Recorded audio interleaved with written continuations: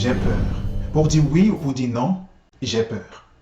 Pour s'engager ou même se désengager, j'ai peur. Pour tenter, essayer ou faire quelque chose pour la première fois, j'ai peur. Mais qu'est-ce qu'on veut véritablement dire? Quelle est la véritable signification du mot peur? Est-ce qu'on ne serait pas en train d'utiliser le mot peur pour qualifier quelque chose d'autre? Vous savez, à l'époque de nos ancêtres, lorsque l'on se retrouvait en face d'un animal sauvage, par exemple, on avait deux options. Soit on se bat, soit on fuit. Et dans de pareilles circonstances, dans de pareilles situations, le corps réagissait de manière à envoyer le sang dans les extrémités, notamment les mains et les pieds, un peu comme dans une situation de stress. Il fallait soit fuir, soit se battre. Et cette réaction se déclenchait parce qu'on était en face d'une situation réelle. On était en face d'un danger réel. Et c'est pour ça qu'on pouvait dire « j'ai peur ». Alors, la peur suppose un danger réel, un danger présent.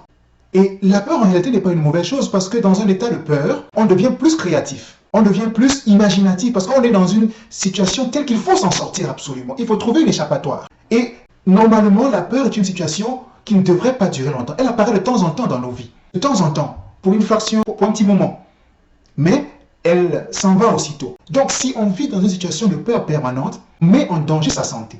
Parce que le corps n'est pas conçu pour vivre ce genre de situation de haute pression pendant longtemps. C'est juste pendant un petit moment pour nous donner l'énergie qu'il faut pour se sortir de la situation et on passe à autre chose. Donc en réalité, quand on dit qu'on a peur, il ne s'agit pas d'avoir véritablement peur. Parce que ce qui semble être le sujet de notre peur n'est même pas là, n'est même pas présent. On est plutôt inquiet parce qu'on se fait des films dans la tête. On se dit, mais si je dis oui, qu'est-ce qui va se passer? Et on imagine le pire. Donc on utilise son imagination dans le mauvais sens. On se crée des scénarios négatifs.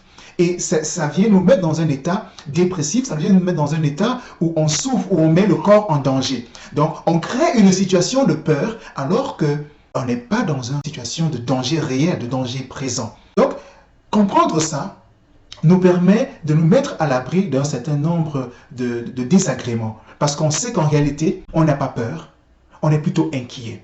Et il va effectivement arriver des situations où on aura vraiment peur. Parce qu'on sera en face d'une crise réelle, présente. Et en ce moment-là, on a peur. On a peur parce qu'il faut se battre. Il faut trouver une situation. Et nous avons hérité cette façon de faire ou de vivre de nos ancêtres. Et ce qui est important maintenant, c'est de pouvoir utiliser cet héritage-là dans le bon sens. Et non pas se créer des films négatifs dans la tête et susciter un état qui va plutôt nuire à notre santé. Donc, regardons ça de plus près. Et la prochaine fois, lorsque l'on est en face d'une situation, ou lorsqu'on est prêt à utiliser le terme « j'ai peur », demandons-nous bien, est-ce que j'ai peur? Ou alors, est-ce que je suis tout simplement inquiet? À très vite.